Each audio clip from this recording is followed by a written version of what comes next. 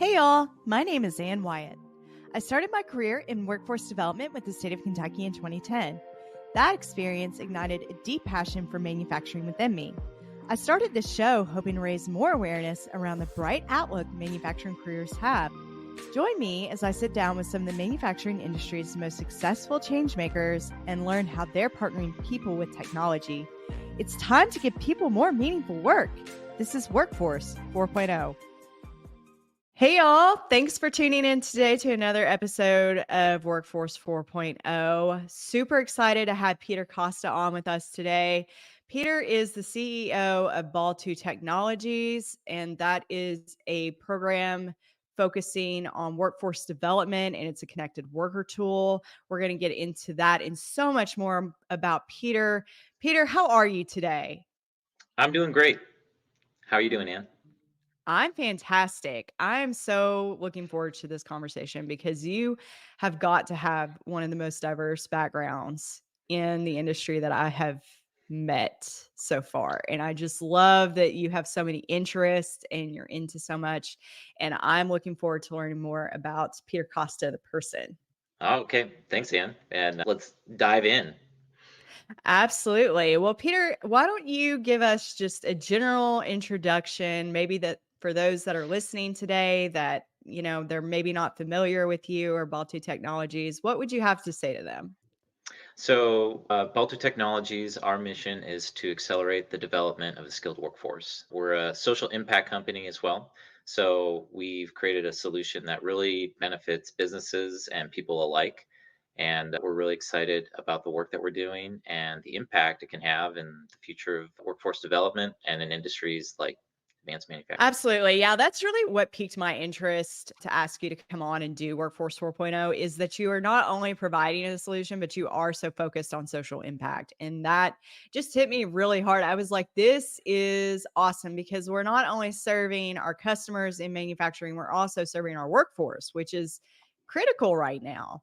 Yeah. So I'm super excited to dive into this conversation. But before we get too much into you or the technical stuff or Baltu, I've got to lead with my first question today. And that's gonna be what is your favorite karaoke song or song?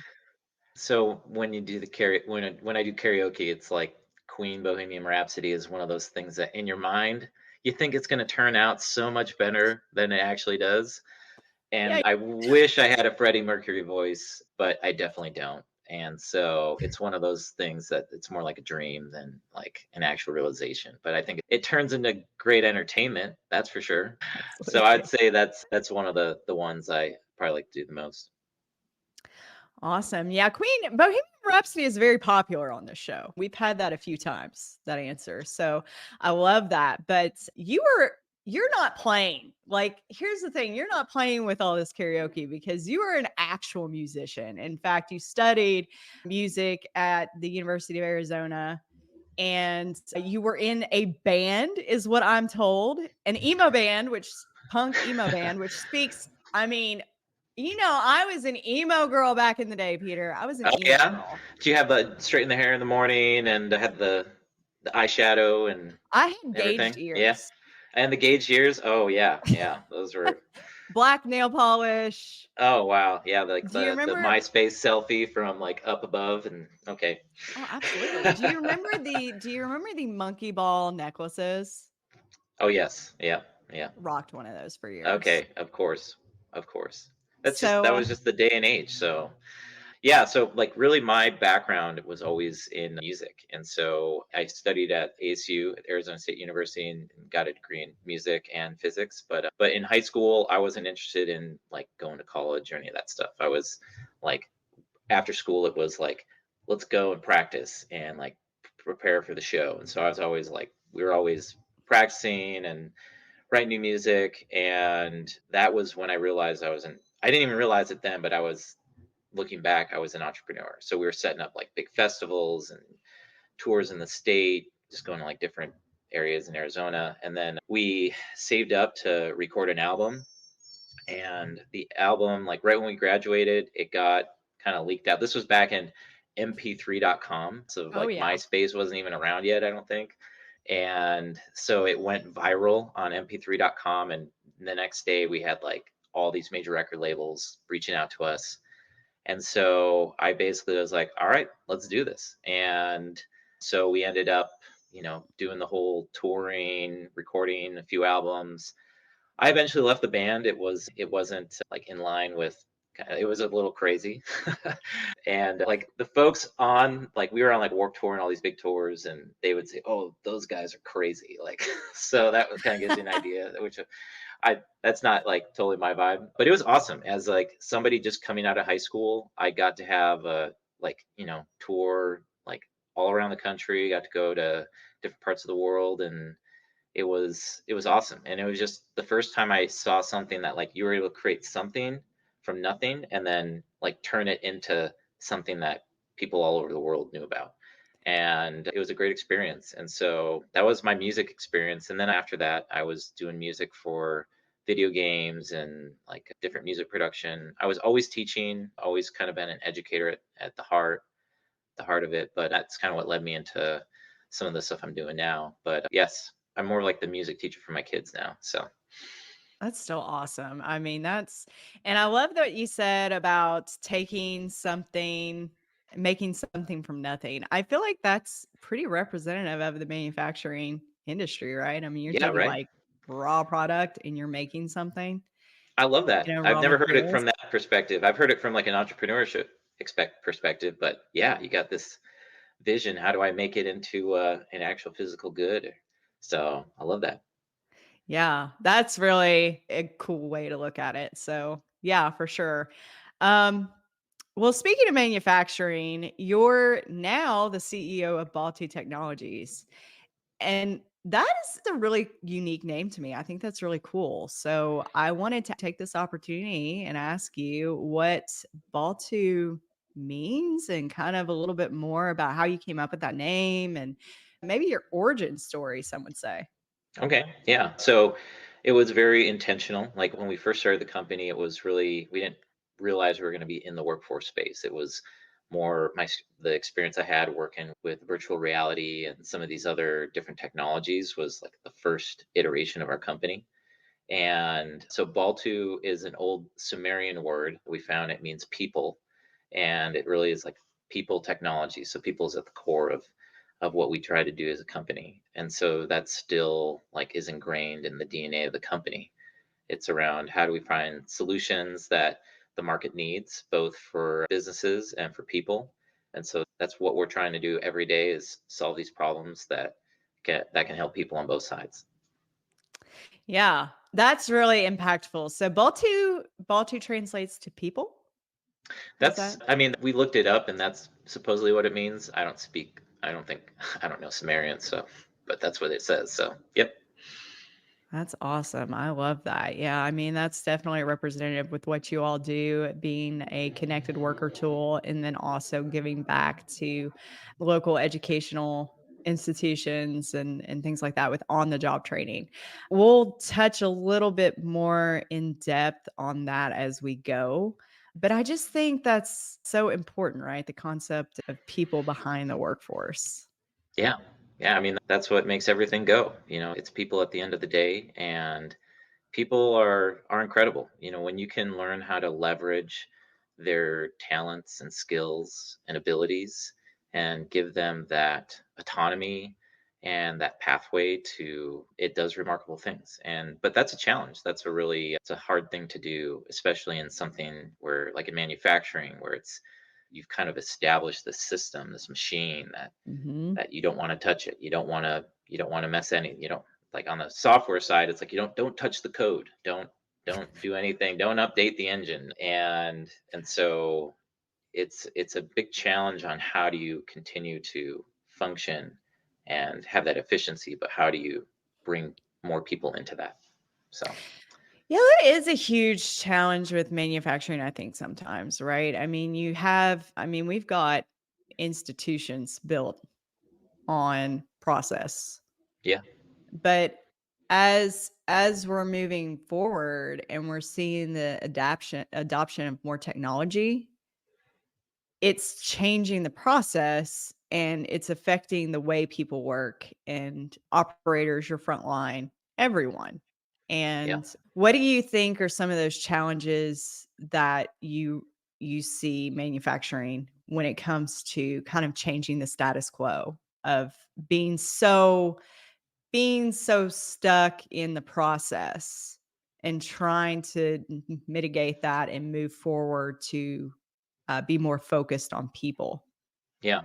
Well, so here in Phoenix, we're big in semiconductors out here. So the type of automated environments that we're seeing are, highly automated, where people aren't touching anything. You're working with $300 million semiconductor tools, is what they call them, pieces of equipment that make these computer chips or different microelectronics.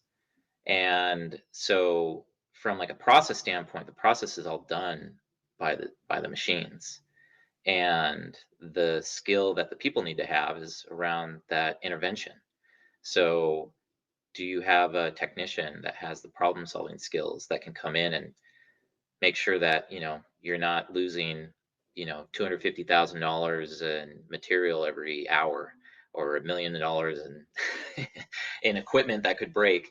And so from a technician standpoint, I think it's really around, like, there can be some process that is related to that, but it really is around a lot of problem solving skills. And do people have those skill sets of to know how to start in to do a diagnostic on a machine, to troubleshoot that, to not rely on somebody else to come in and do that for them. And as Mhm. we enter this world of industry 4.0, where you're going to see more and more of this advanced technology in our manufacturing or industrial environments, you're going to need more and more people that know how to to intervene, and how to solve those different problems. And so that's the core of what we're doing at Baltu, is how are you empowering that next generation workforce with the skills that they need. So that's one of the things that I guess I look at from my perspective and experience in the advanced manufacturing world. I love that. I mean, so impactful, right? I mean, you think about whereas before we didn't have to have that level of critical thinking really in Hmm. manufacturing, but now we have to identify things and mitigate that. We have to take action on the things that we have identified, Yeah, right? absolutely. Yeah. Hmm. So it's the same. It's definitely it's a different process. There's still a process, but it's a different process. Yeah, definitely. And the correlation I always look to is, look at computers that were only affordable to large enterprises during the 80s, and then during the 90s we kind of finally got to that personal computer where it entered the office, it entered into the entire social fabric of our daily lives, and now you have this new technology that people can utilize, and it creates these great efficiencies, but you need a whole new generation of people that need to know how to use these things. And that's actually what I grew up doing. My dad was an electrical engineer. He worked on supercomputers, That's and cool. so I had a computer. I was like playing on the computer when I was like 3 years old, which back in the Nice. 80s was, That's not like a big not everybody. deal. Yeah, it was a big deal. And so when I was like 10 or 11, he would have his friends that had their small businesses saying, "Hey, I'm trying to get how do I get this printer to work? How do I get onto the internet? How do I send an email?" So he didn't have time to help them. So he'd send me, and that was like my summer job or after school job. Is I was like 10 or 11, I'd help them set up their computer network. And so I look back at that experience and I think, okay, there was this whole new wave of technology that created all these efficiencies and affordances, but you needed people to have the skills to be able to work with them and utilize them appropriately. And I look at that as with advanced manufacturing. You have these shops or these giant factories that are becoming fully automated. You even have these small, 10-person shops that are using a lot of automation and robotics. And so how do you transition that workforce from these skills that were more legacy skills? So a lot of just like basic electrical, mechanical systems, pneumatic systems, and now they have to learn how to interface with a computer. They have to know how Right. to, like, have this sensor talk to another sensor. So they're like IT technicians as well. And the big challenge that I see, and this is just from firsthand, is there's a lot of people that would love to do those jobs that have the skill set.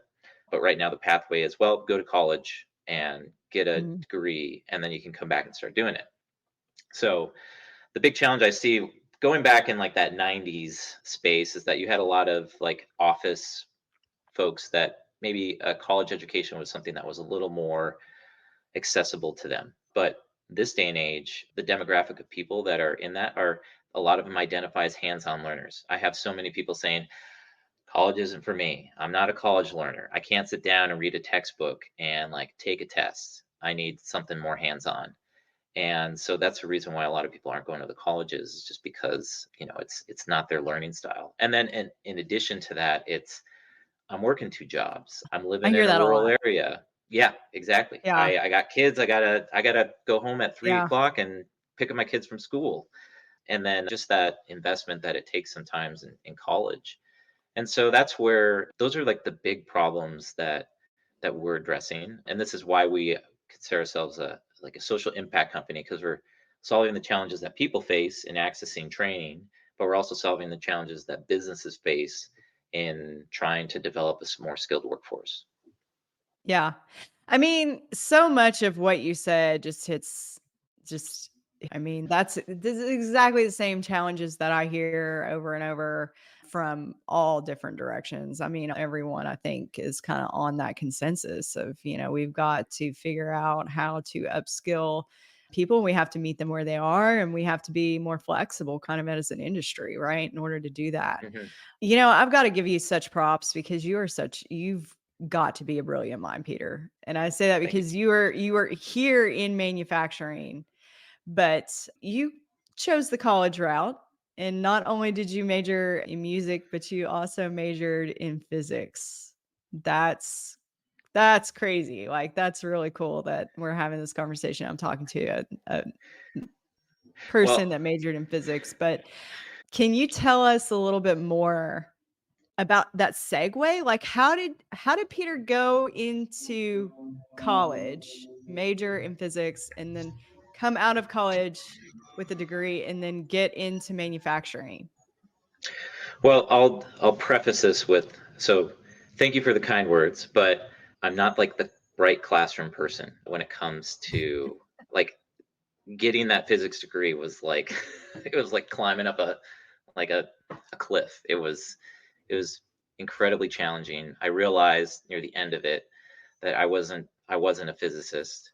It's like you hear the story about Jeff Bezos, and he was like in one of his physics classes, and he like he just he wasn't a natural like some of his contemporaries were. Yeah. But what I learned through my college experiences is, in the classes I was attending, many of the professors were there to do research. They weren't there to actually teach. And so there wasn't really engagement. It didn't seem like there was like a lot of interest.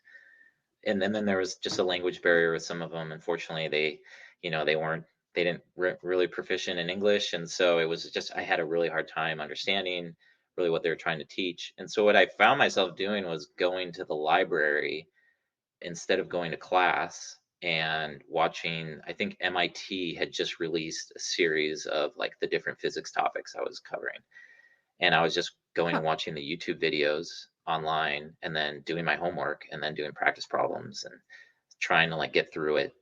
And what I realized through all that experience is that, wow, like I don't like the person teaching it is sometimes providing value, but it's hit or miss.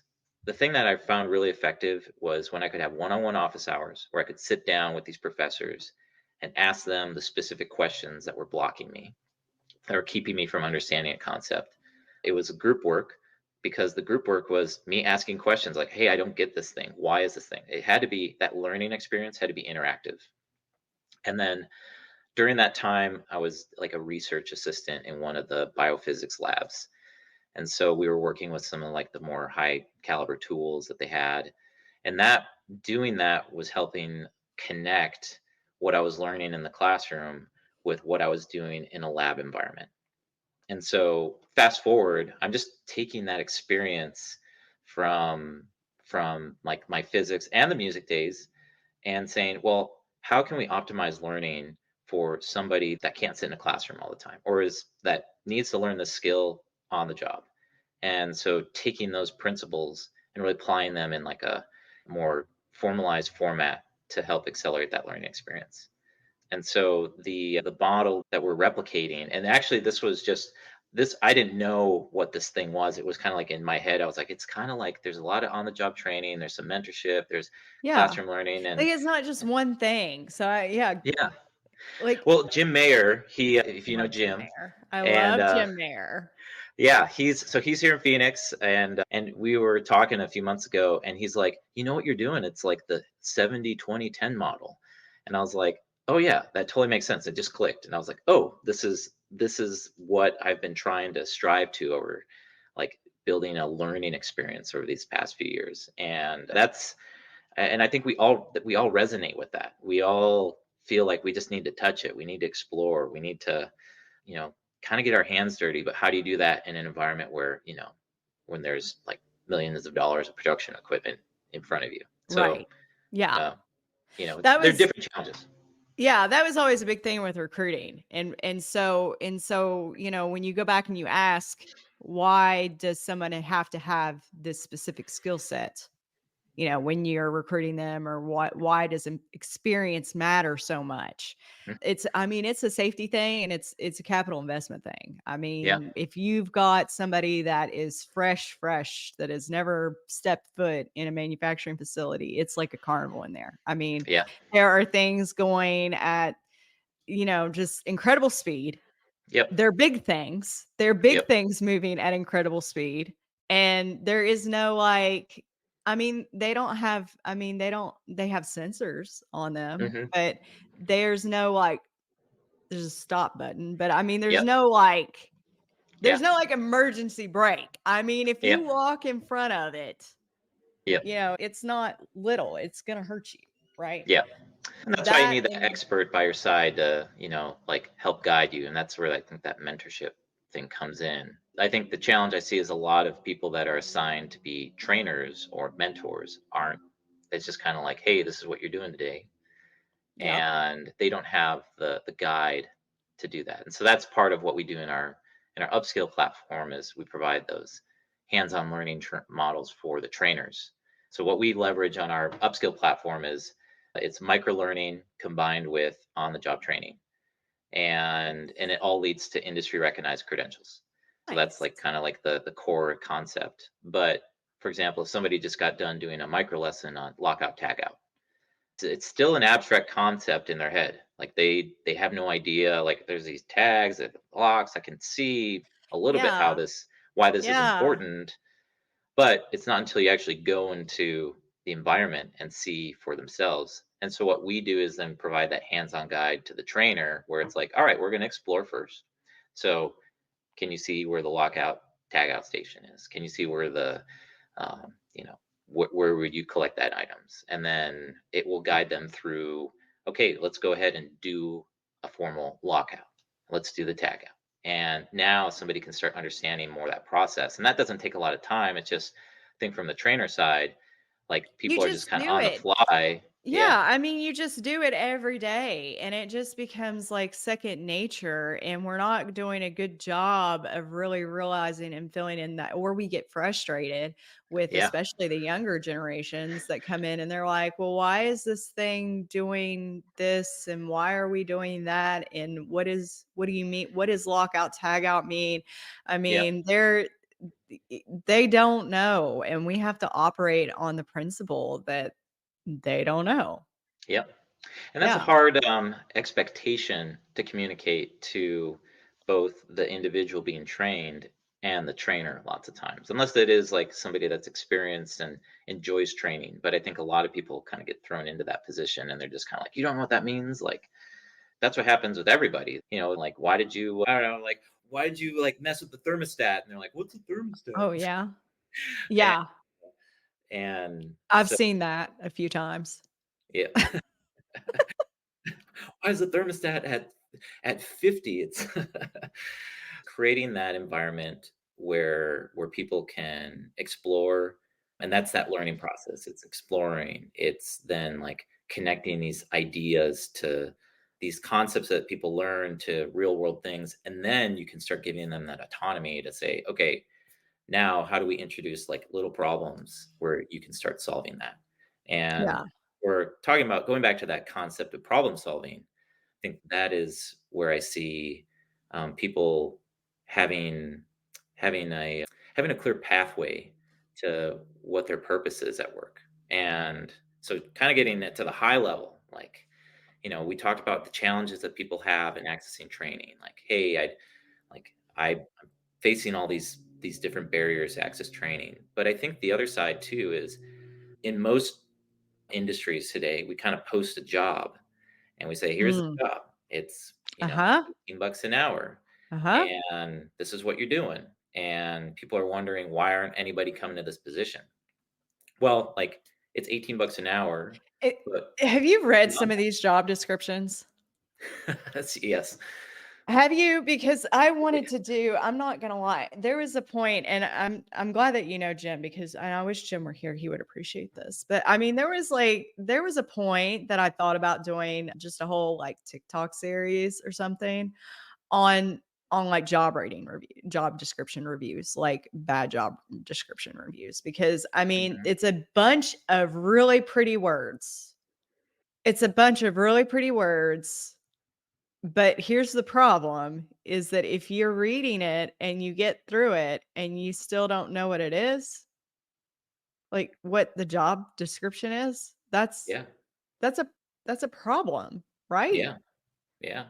Well, and most people are going to look at that, and the moment they see something they don't recognize, they're going to go pass. I don't know what this is, and because Exactly. they're not looking at it as an opportunity. That's the first thing, and Well, so you're trying to it's like, find. I don't know what this is, so I mean, this obviously doesn't apply to me. Yeah, exactly. Yeah, so they're going to move on, and this is, I mean, we're experiencing the skills gap like firsthand now. Mhm. And a few months ago, I was talking with somebody, and they have a bunch of CNC machines that they're trying to fill, and I'm like, so what are you doing to bring your like entry level workforce to be these CNC operators?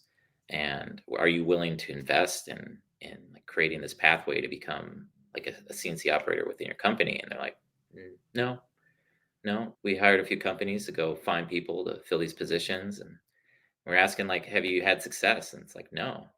And they're like, we're looking for people with 5 to 10 years experience, and maybe they'll get lucky, but like the Every skills once gap in a that we're while, they get talking lucky. about, yeah, like, but not everybody does. And so this is the thing that we've been talking about for the last 10 years in this industry is that there's more and more people retiring, more and more people leaving the workforce, less people coming in. And so it's creating this labor pool that's much smaller. And so Mhm. what's going to happen is, people are going to start fighting for these people, and it's going to Yeah. I mean, we're there. it's yeah, I mean, we're already yeah, there. We have been there since about 2016, yeah. And honestly. it's not going to get any better either. For example, yeah, you can put effort in trying to fill that position by recruiting, but you should also create a backup plan, like an alternative. How are we getting people upskilled and trained for these positions? And that's where I see the big opportunity for both employers and individuals. So I think it's something like if people see a job ad that offers on the job training, free on the job training, that job position will have about 33% more applicants to it, just because you're saying we'll train you.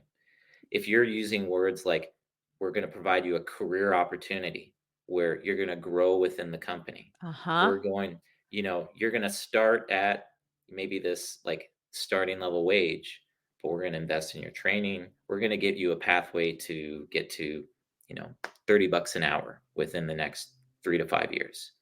People want that. I think a lot of that's the world we live in is people are tired of showing up in this like a gig economy, and the gig economy isn't really working for them. And so people want these pathways, but the challenge is, okay, well, what's that path? And this is where it's like you're asking certain people to go do the college route, and they're like, hey, I just can't do that. I think college works for a certain number of people. I'm not dissing the colleges at all because they're phenomenal. I think there just needs to be alternative pathways to get to that higher position. And that's, to me, what the market is demanding, the market of people, what the labor market is demanding. Like, hey, I want to get there, but show me a different way. Yeah, as a millennial, I think we're both millennials. But, as a millennial, I mean, I look at Gen Z and then I look up to senior level management. I'm looking back down at Gen Z and I'm looking like, well, I mean, we tried to warn you. Yeah. This is the demand.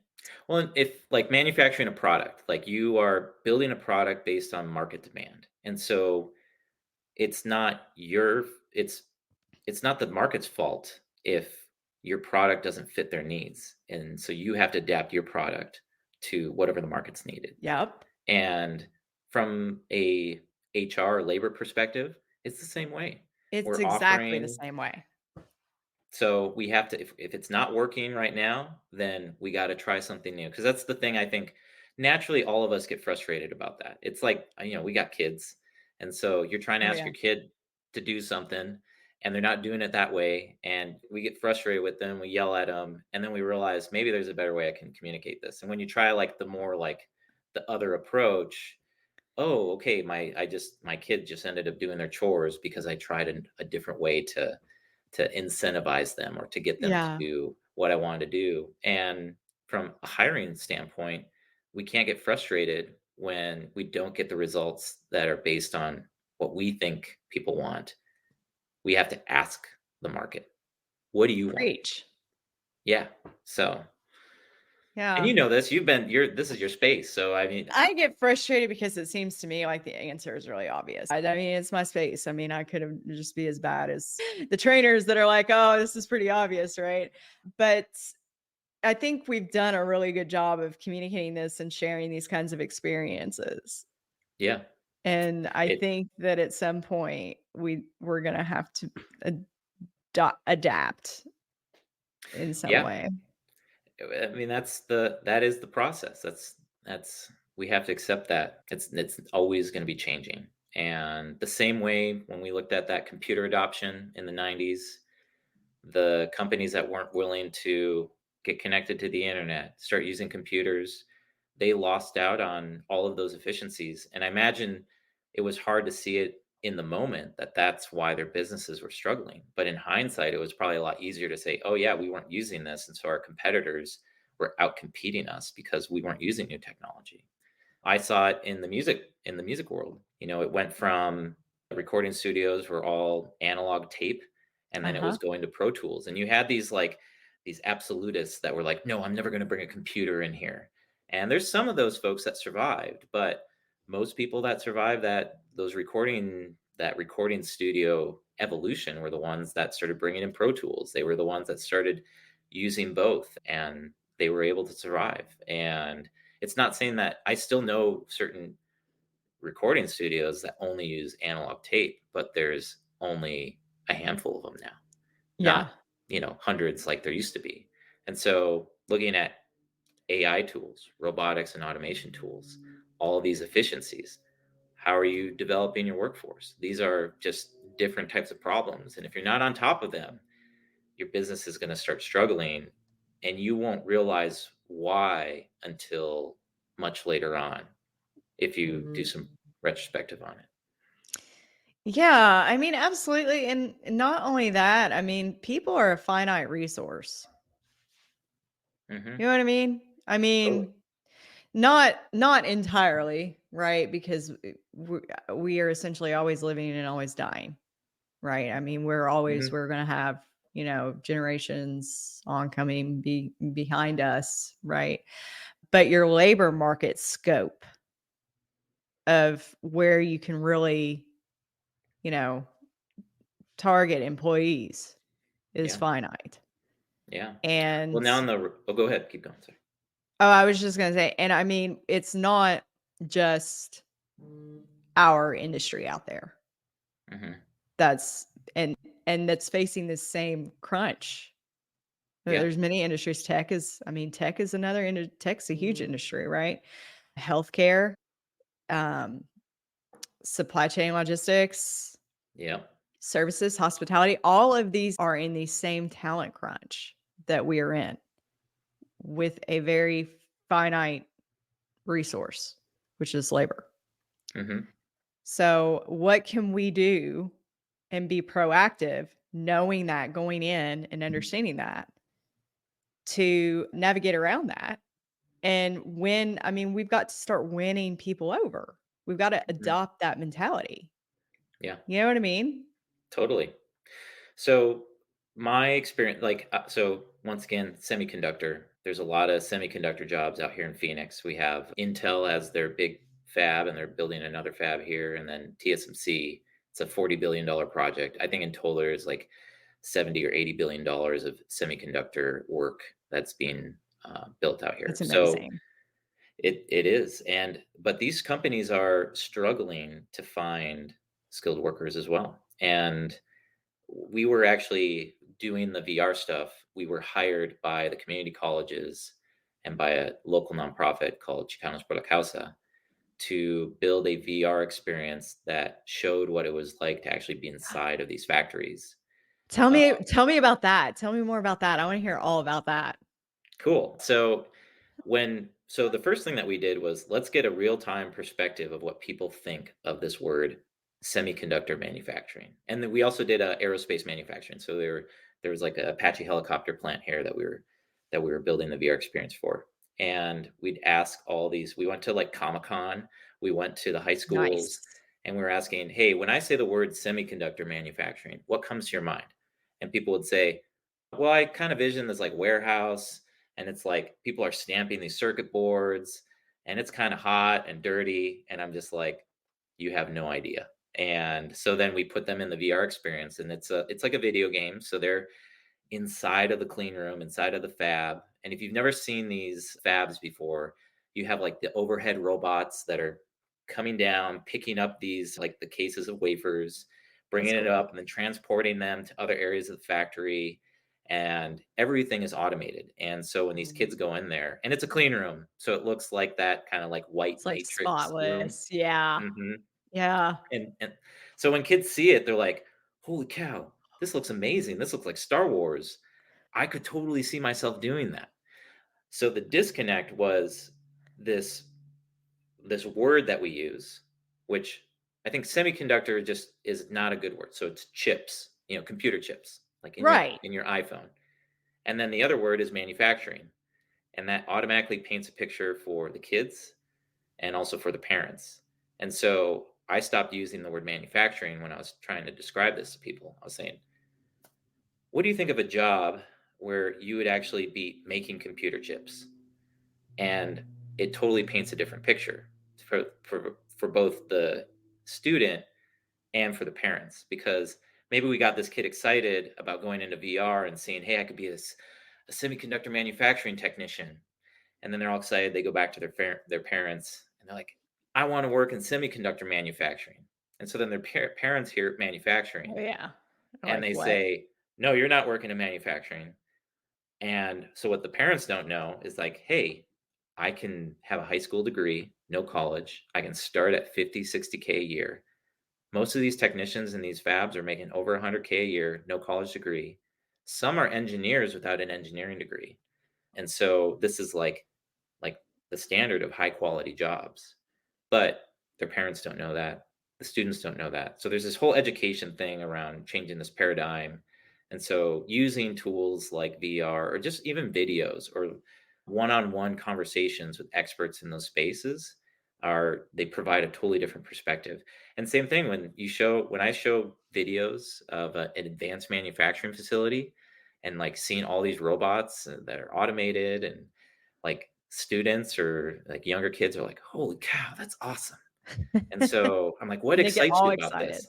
They Robots. do. Yeah, robots. And Yes. so as a workforce development tool, I tell companies like if you're not using robotics, automation, new technology, you are missing out on a workforce development opportunity. Because the moment people walk in and see your facility and they're like, "Wow, there's robots here," and you tell them, "Yeah, you're going to work with that robot," they're like, "Hell yeah, I want to work here." Yeah. And we're going to train you. We'll train you. You don't even have to go to college. We'll provide the on the job training for you. That's like mind blowing. So that to me is that's like the day and day of what I'm doing to help gain awareness around these new jobs. And it's, it's an exciting time that we're in, especially now with AI. There's going to be more and more technology that's going to be capable of incredible things, and more smaller companies that are going to be using this technology to do all of their processes. I love this so much. And you know what I just realized in this conversation? I think we've kind of come full circle here because, we were talking about like how you were a degree physicist and how you were passing your physics classes. And I think, you've kind of taken some of those same techniques that you applied in your college experience and created an entire connected worker training platform on it. Do you think that had some inspiration there? Your experience with YouTube and kind of self-teaching yourself through that when you created Baltu? Like, do you think there's a connection there? Yeah, absolutely. It's just trying to identify with, there's two customers in this. One is the employer and the other is the employee. And so, empathizing with your customer is very important when building a business. And so when I talk with folks around the challenges they face, I'm like, yeah, I get you. Like, I understand. And so what would I do different? And so that's part of the, you know, I guess has been very influential. But it's The also, concept of, yeah, like YouTube videos and then like let's create training with videos. yeah, I yeah, love that. yeah. Well, I think having kids too, you kind of realize their Oh attention yeah. span and their Oh yeah. learning, and you see what works good for them. So this is why we've taken this micro learning approach. And so we use a certification that some of your audience probably is familiar with. It's SACA, the Smart Automation Certification Alliance. And so we started initially trying to do this longer course experience. And we had some success stories, but we saw that there were certain people that were getting stuck. So we asked them, why are you getting stuck? Why is this like a challenge for you? We just learned that it was like a lot of information being presented too much Mhm. at a time. And so they provided us really valuable insight. And so this is where we started breaking down all of these topics into what we now call microlearning. So microlearning is basically taking these like complex topics and breaking them down into bite-size learning lessons of about 5 to 20 minutes. We focus on assessment, on mastery, making sure that just people understand the concepts. It's not like, oh, you got an 80% on your quiz. All right, move on. It's like, no, you got to keep doing this quiz until you get 100%. But we're going to give you time to do it and Mhm. keep rereading the material. And then once you get to the next phase, you're going to keep doing that again. And then we integrate that hands-on learning in the middle of that to help increase the learning efficiency of that. So when people can see the equipment and when people can start applying these abstract concepts that are just like exist on a screen or exist in a book, now they can see how they are in real life. Now you have something that is much more effective when it comes to learning, retention, and application. And then you can start bringing them to that next level of, okay, let's do Like the problem critical solving. thinking. Yep. Exactly. Yep. Yep. Absolutely. I love this. I love that so much, Peter. And I really appreciate this conversation so much. I mean, this has been a lot of fun for me. So I hope you've also enjoyed it. But I've got one more Yeah. question to round up our conversation for the Okay. day. And that is a very important question of if we've got listeners in the audience today that would love to reach out to you, how do you suggest they do that? What's the best contact method for you? Well, you can reach out to me on LinkedIn. So it's Peter Costa, Costa, and Baltu Technologies. Baltu is Baltu. And then you can check out our website, baltutech.com. And I'm not really that active on Twitter, but if I end up being active on Twitter, it'd be at PD Costa. So that's where Awesome. you find me. Awesome, Peter. Well, I really appreciate this conversation. I think we've learned so much today, and hopefully, my audience has learned a lot as well. And it's been very impactful.